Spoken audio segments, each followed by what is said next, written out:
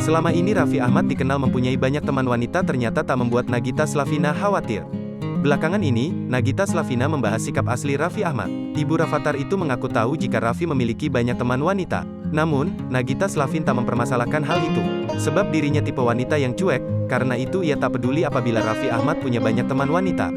Rupanya Nagita pun memiliki prinsip yang membuatnya percaya kepada sang suami.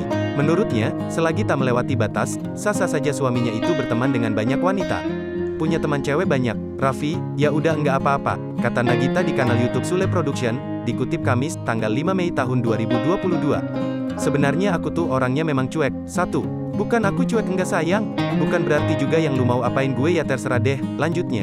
Nagita mengatakan, ia dan Raffi Ahmad sudah berteman sejak lama sehingga ia tahu betul bagaimana suaminya itu. Termasuk teman-teman wanitanya hingga mantan-mantan Raffi pun, Nagita mengetahuinya. Maka itu ia percaya pada suaminya itu. Cuek iya, bukan cuek juga sih, apa sebenarnya dulu kita berteman? Jadi ya sudah, dia ada masa lalunya sendiri. Aku tahu dia pacaran sama siapa aja, teman aku juga. Jadi ya sudah, percaya aja, ucap Nagita.